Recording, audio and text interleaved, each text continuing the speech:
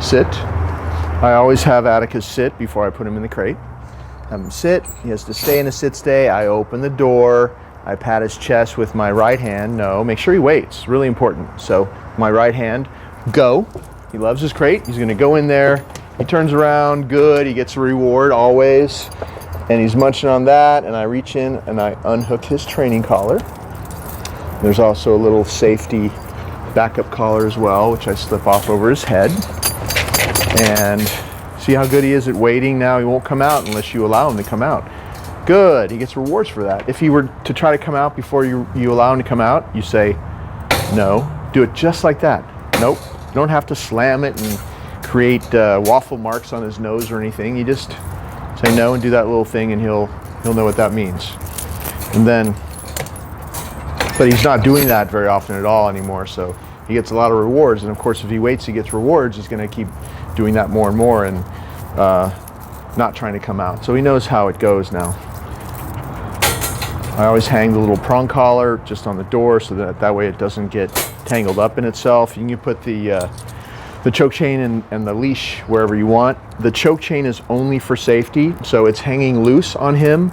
The leash is attached to both the prong collar and the choke chain, just in case the prong collar ever comes loose, because sometimes it can. And then the choke chain comes into play if this one comes off and you don't lose him. But we'd never use the choke chain for training because the choke chain would be very damaging to the throat. And so it's only for safety, and it might only come into play twice a year or something, because sometimes this comes off, or you don't put it on properly. You don't see that you didn't put it on properly, so it comes off. So I'm always glad that I use this backup, because it can happen. So when I'm going to take him out of the crate, and by the way, at my place, he's slept overnight, every night in the crate. His routine throughout the day is just this, in and out of the crate, just like this, probably 5 times a day.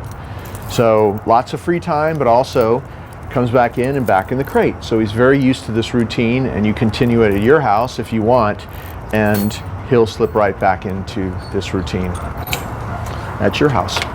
So if I'm going to take him out, what I did was I hooked up the collar, the little training prong collar, to the leash first, so I'm all ready to go. And open the door, and he waits. And the first thing I always do is good. If he tried to come out, I'd say no, give this a little slam, and then he'd wait, and I'd say good. So, he's already in. He knows what to do now. And then I take this, and I just reach in and put it around his neck, and it's always the collar that's the highest up above the other collars. It's right under his ears, and all the other collars are down below. The collar with his tags is down below, and this choke chain as well is down below. You just slip this over his head, and then actually the choke chain should have gone on first, and that would have already been on, and then put the prong collar on. That would be the best way to do it. So now I just unhook the prong collar with my hands, not even looking. You'll get good at it just after you do it a few times.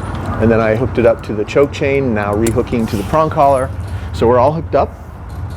And then he's waiting until I pat my leg and say, okay, and release him out of there.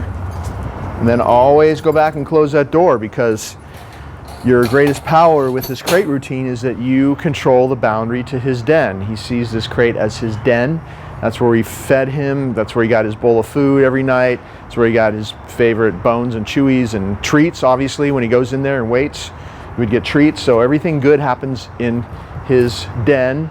And if you control his access in and out of the den like that, changes his perception of who you are. He's way more likely to take you seriously when you give him commands. And also, it's just a way to make him feel a little bit safer. He has his den that's clearly his den now, and it's something that you orchestrate with him. It just adds, it's just one of the pieces of the puzzle of the whole system that really adds a lot to the other pieces. So I would highly recommend you keep doing this. And you have a place that's safe for him to go if you're having a party or people over, or people that don't like dogs, or somebody he doesn't like. Put him in the crate in the back room, always behind a closed door, with his favorite bone for a couple hours, and let him out after they leave. So it's a great way to manage him as well. Okay.